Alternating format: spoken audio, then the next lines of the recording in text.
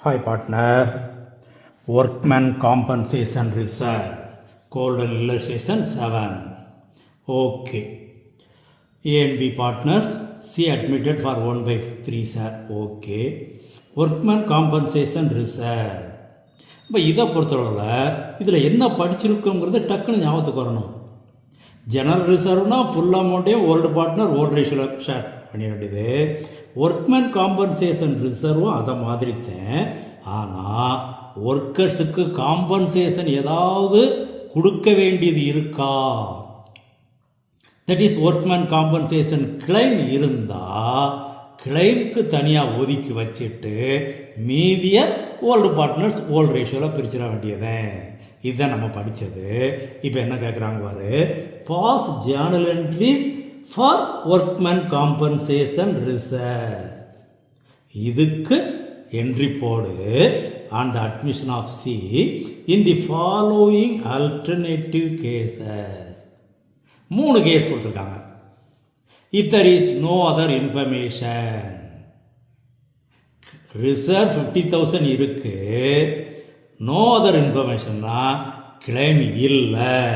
Claim இல்லைன்னு சொன்னால் full அமௌண்ட்டையும் ஓல்டு பார்ட்னர் ஓல்டு ரேஷியோ பிரிச்சிட வேண்டியதேன். ஓல்டு ரேஷியோ என்ன? Partner share profit and losses equally, பிரச்சனையே இல்லை.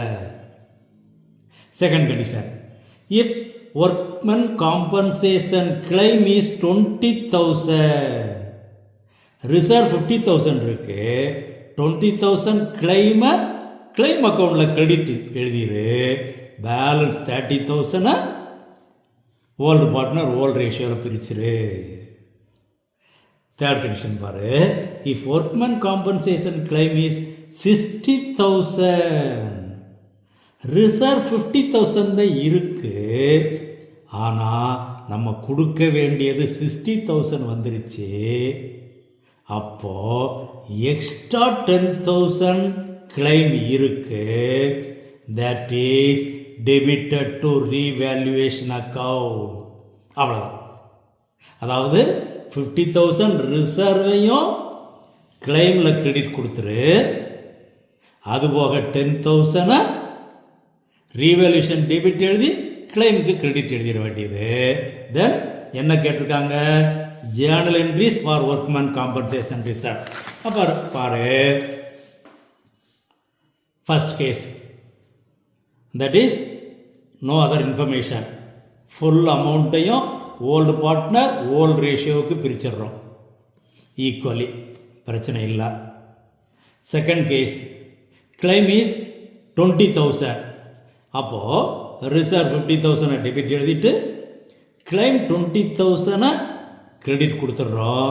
இது நியூ பேலன்ஸ் ஷீட்டில் லயபிலிட்டி சைடில் காட்ட வேண்டியது இருக்கும்.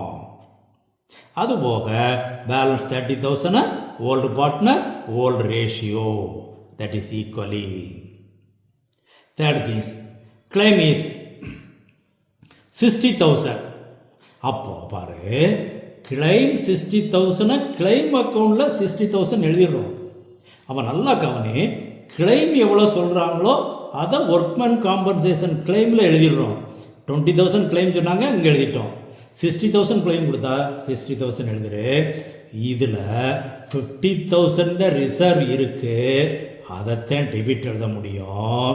Balance 10,000 revaluation. அப்போ ரீவேல்யூஷன் டெபிட்னா தட் இஸ் லாஸ் மாதிரி.